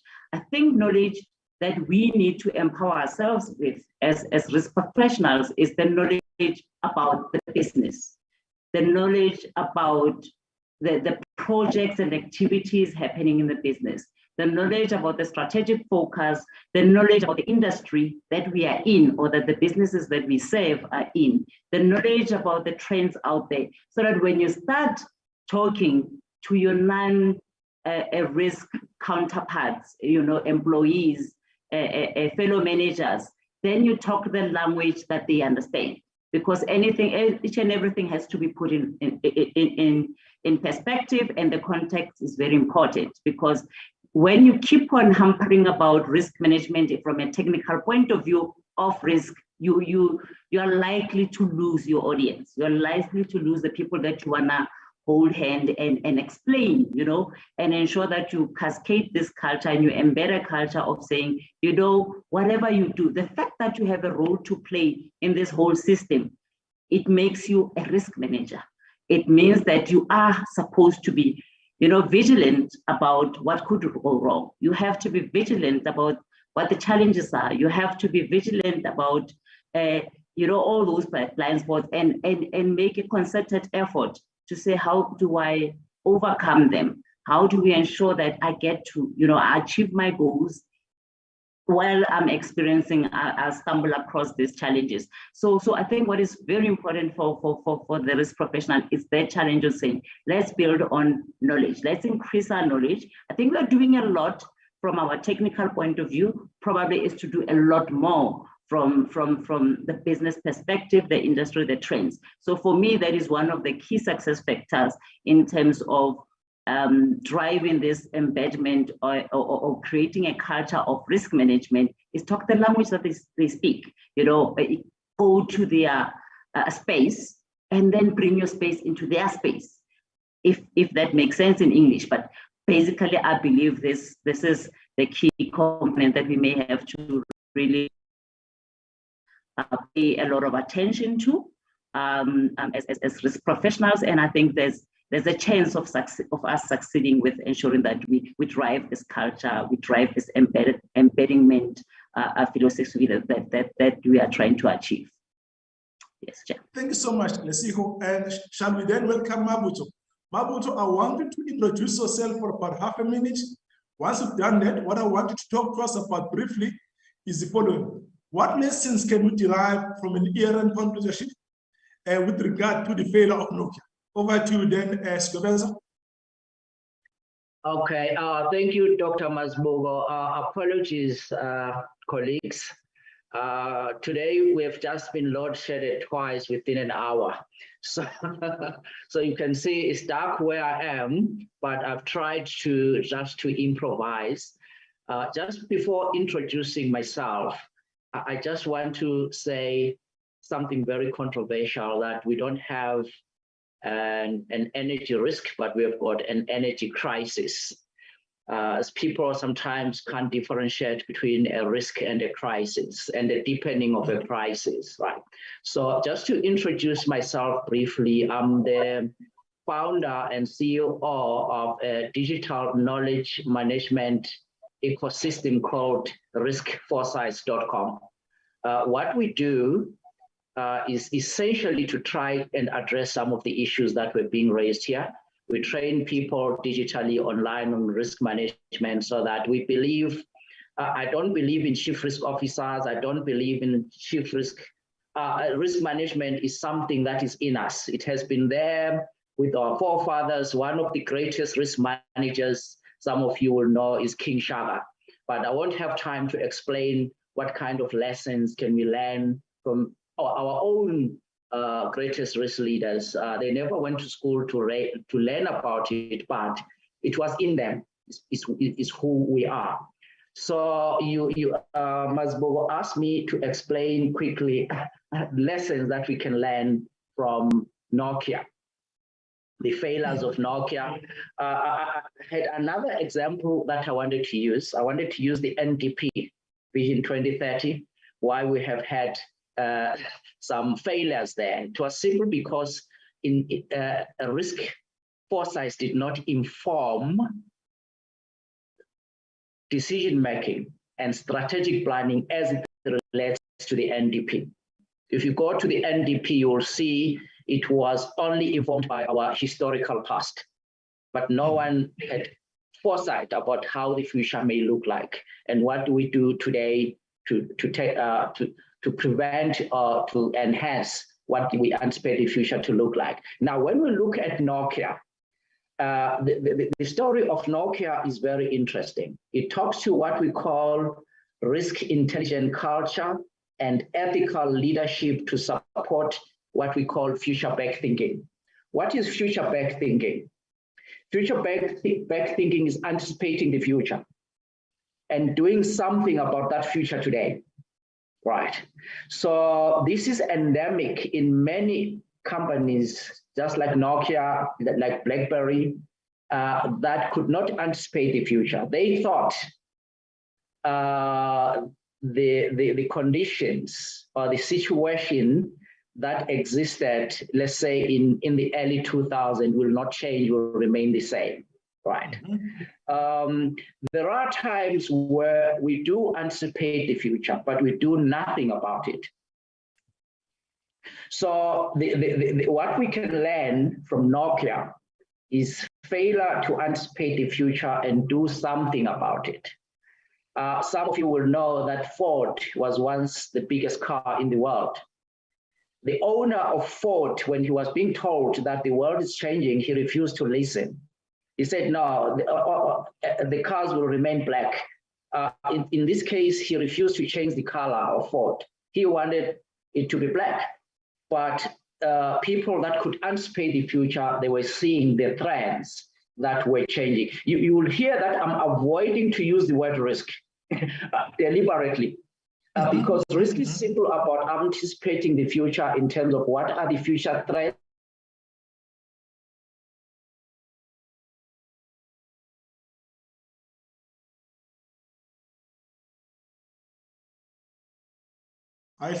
Colleagues, please confirm, can you still hear him? No, I can't hear him. Yeah. Not from my side, Doc. All right. Smile, seeing that it seems as if we've lost Mabuto. Mabuto, are you still there? All right, I'll come back to Mabuto. Smile, I wanted to bring you in. As soon as he comes in, I'll bring him back. Smile, I want you to talk about the concept of the fraud triangle in relation to what we're talking about. Over to you, Kachen. Sorry, Doc, repeat that, fraud. I wanted to talk about the concept of the fraud triangle in relation to what we're talking about ERM leadership. Yeah, well, the concept of fraud triangle is almost 100 years old, if not more.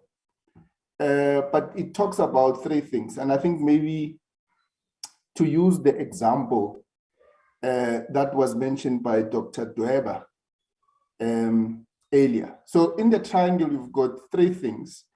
You've got opportunity, you've got rationalization. So opportunity, it says, you know, for fraud to happen, people will exploit the gaps that are there. In this particular instance, to use that particular example, the gap was that there was no proper vetting process or background checks when that particular employee was employed. So that was an opportunity. As a result of that particular gap, this person found himself being employed. And you know, through that opportunity, the person was employed, and we all know the story, what happened. And rationalization comes in many forms. Rationalization, you know, when people commit fraud, there's usually pressures. So people will always say, if it's a big company, I'm doing this for the last time, or I'm being overworked, or it's my way of getting back at the company, especially when a person feels aggrieved. Maybe he was due for a promotion and he was overlooked for a promotion, or maybe he was expecting a big bonus and he was not given that particular bonus. And then people will use that particular rationalization. The third component of the fraud triangle then is pressure. So there's a good pressure and a bad pressure. So a bad pressure might be somebody who lives beyond his means. And to sustain his particular lifestyle, then he has to commit fraud to close the gap. But there can be as well a person, I know of a personal incident when I was working for another company, of someone who was a pastor, believe it or not, who used the bulk of his money to fund a church choir and donated part of his salary to an NGO in the community. So, I mean, this guy committed fraud simply to donate the money to the NGO and stuff. So at the end of the day, that was a pressure, a good pressure, but in a way, he satisfied that pressure by committing fraud. So just lastly, to sum up, Doc, the fraud triangle has got three components. It's the opportunity, it's the pressure, and the rationalization. So when those three incidents occur, a fraud will happen. The contemporary scholars have added the fourth component to the fraud triangle, and they call it capability. They are arguing that says the three, which is pressure, opportunity, and rationalization, are not sufficient for fraud to happen without the capability. Somebody must be capable, and the capability is explained in this manner. If there is an invoice, somebody needs to alter the invoice or falsify the invoice to change the date, the logo, and so forth, and submit the invoice for payment. So there's still a debate, you know, in the forensic community or in the fraud risk management community as to whether do we go with the traditional fraud triangle or we adopt the fourth component, which is capability. Thank you so much. And lastly, Doc, maybe just before I end, you know, all of these examples, of course, that happen in terms of corporate scandals. Yes, in the main, they are ERM failures. But for them to happen, either, you know, us buying the bigger trains that were bigger than the rail, ESCOM, I'm using, sorry for the example, but giving money to Tegeta to buy a mine, the list is endless. For that to happen, all the elements of the fraud triangle had to occur before the fraud could be committed. Sure. Thank you so much. Well put, Ismile. Let me test. Mabuto, are you back now? Yes, I'm back. Okay, thank you, sir. I'm back. Okay. I really apologize for that. We just have to improvise all the time. We understand. Thank you. Yeah. So where I left, where I was saying, I normally say risk management is about future back thinking. You try and anticipate how the future it will look like how, for example, King Shaka anticipated the future. I think some of you, I normally like using African examples when I illustrate risk management leadership, because we have got a lot of those examples that we have neglected over years, where we can learn what really is risk management. So when we look at Nokia, it was a simple matter of Nokia failing to anticipate the future. However, they also did not only fail to anticipate. I'm told that the CEO of Nokia refused to listen to wisdom that people who were providing him with foresight. Why did he refuse? It was vested interest that he had. I'm sure when you have got a leader that is 60 years old, and you want them to invest in an innovation that will pay off in 20 years' time, that leader is likely to refuse that kind of investment because he's not going to get the bonus that is going to come out of that investment. But now you look at Facebook, where we had a 20-year-old, or 22-year-old that said, I will invest in this Facebook. He saw an opportunity that maybe most of us didn't see until we could see Facebook, right, happening. So those are some of the issues that also talk to ethical leadership, where despite seeing what may happen, we simply refuse to believe that what we think. If you look at COVID-19, Obama in 2013 spoke about an imminent COVID-19. George Bush Sr. in 2009 spoke about COVID-19. And then what is this rich man's name? He spoke about it, I think, in 2016. But what did the world do? They ignored all those warning signs. And if we remember again, when it started in China, COVID-19, that was in 2019 in November, all of us knew what was happening in China, but we just wished it's not going to come our way. When it hit us in February or March 2020, it was as if it was a surprise, but it was not a surprise. It again spoke to ethical leadership, ability to act on something that has not happened yet. Wow. But because now we know it's going to happen. So the question then becomes, what is the value of risk management? Why should we be doing it? I'm not a believer of compliance. I had many speakers talking about compliance. For me, risk management has got nothing to do with compliance. I've worked in companies where they were driving it as a compliance issue, and then all hell break loose. So one of the 5 fundamental things that I think are very important, it helps us to build the future that we want. That's number 1. Number 2 is for value preservation. It assists us to preserve the value that we have. Imagine you're a healthy person, you don't have COVID-19, and then you expose yourself to COVID-19. But if you manage the risk very well, you will prevent contracting either HIV or COVID-19, and you preserve your value, or you preserve your health and well-being. And then value creation. It's about value creation. We're talking about a Nokia. Nokia could not create value, but now we know that Samsung, Apple, and now Huawei, they've created a lot of value because they could anticipate the opportunities, and they had to do something to get those. Last but not least, nowadays people talk about building organizational resiliency. That's very important.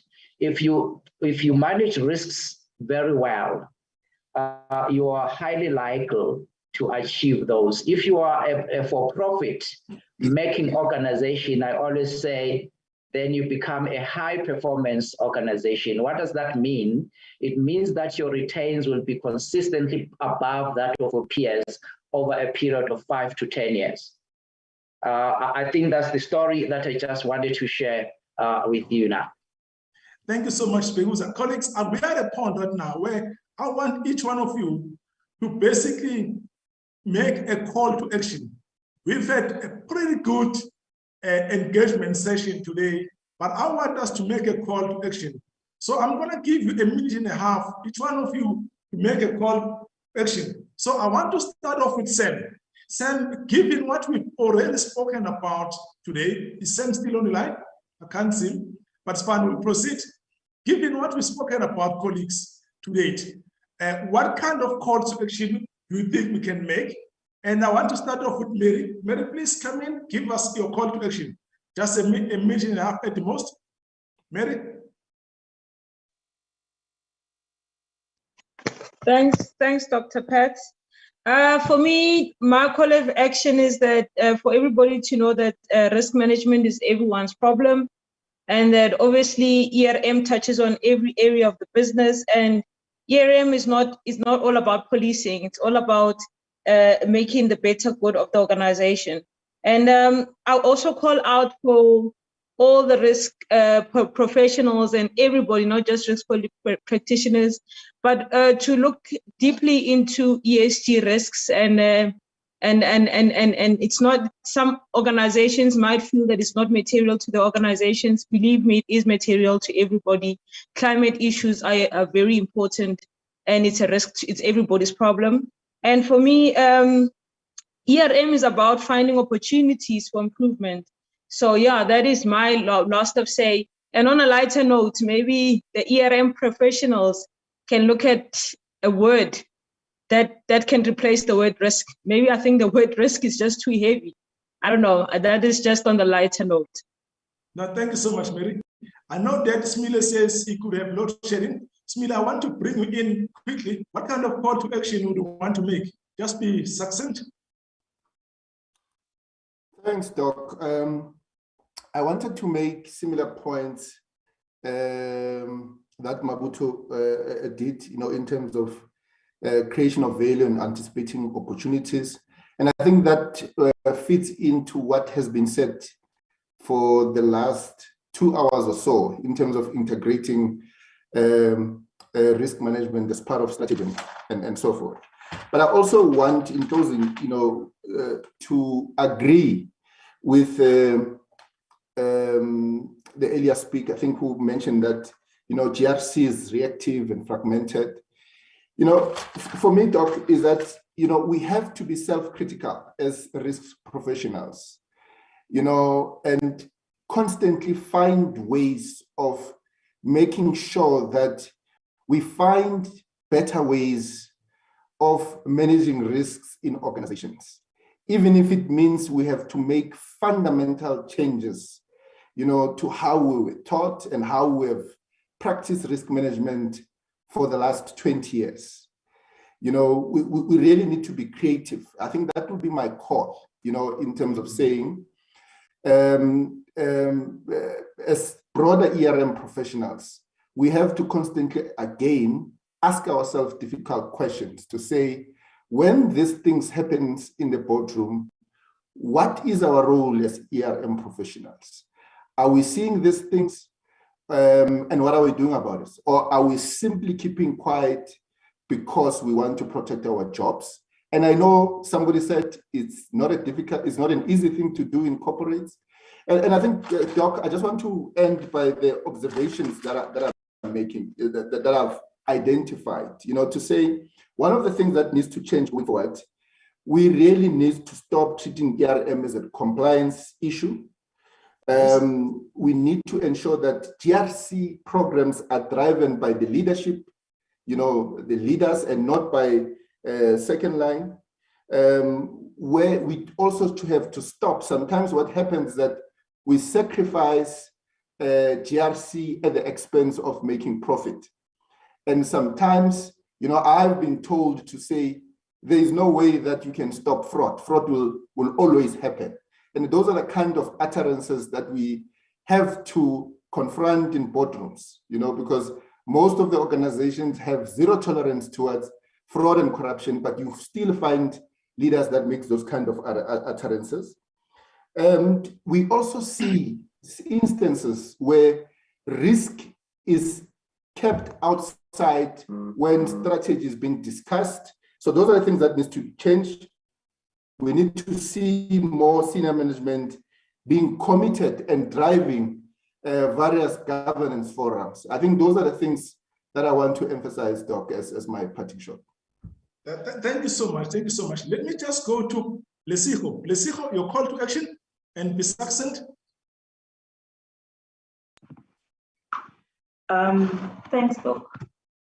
My call will be for leadership to maximize risk management in everything, and that also talks to what Smith is saying about really creating value. And I think we have to get to a point where the delivery of risk management it's seen beyond risk registers, so that value can be created, so that we can evolve. And I think that's a challenge for us as risk professionals to evolve beyond risk registers and really become embedded in the business where value creation can be felt. And I guess that will need as well the embracement from leadership, to embrace a risk management beyond the risk registers.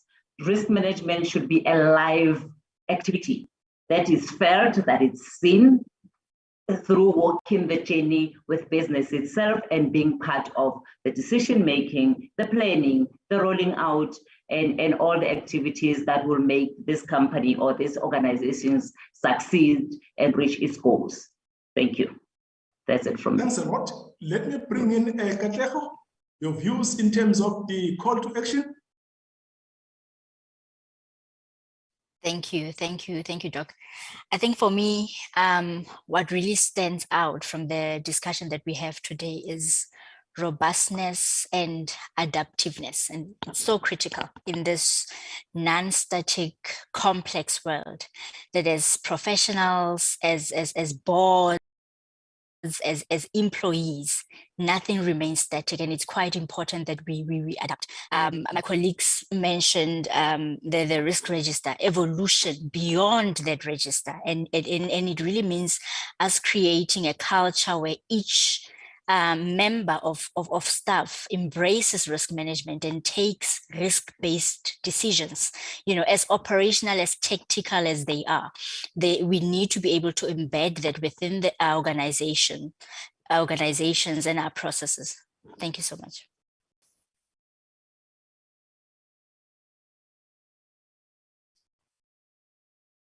I'm not quite sure whether you'll hear me.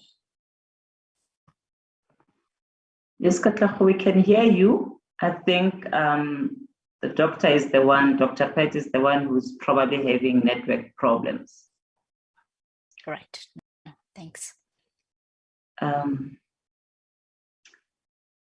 Yes, he is. And if you allow me, colleagues. His room is looking very dark. I'm sure load shedding has hit him as well.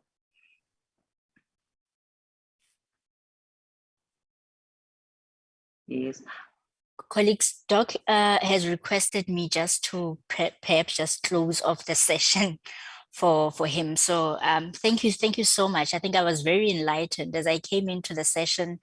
My initial expectation was to be sharpened, and indeed, as iron sharpens iron, so have I personally been sharpened today, and I believe we have all benefited from this thought leadership session. We have discussed critical subjects which, if embraced, can change the course of organizations and even countries for that matter. So with everything that has been said today, I truly believe that this has been a very fruitful engagement, and I believe that organizations who use this kind of insight for their foresight will go very far. Thank you so much. Colleagues, can I ask that Katleho, you do a vote of thanks? We have load shedding. I don't know if it's load shedding or something, but we've got a fault around. So I think let's just stop here, colleagues. Katleho, can I ask you to do a vote of thanks? Already done, Doc. Is it? Oh, I have proactively managed that area. Now, lovely. Colleagues, let's stop here. I did not have anything on my schedule telling me that it's going to be load shedding, but there's a fault, obviously. Let's stop here. Thank you so much. I'll wrap you offline. Thanks a lot, and God bless you. Thanks a lot. Bye-bye. God bless everyone. Thank you. Bye-bye. Bye, everyone.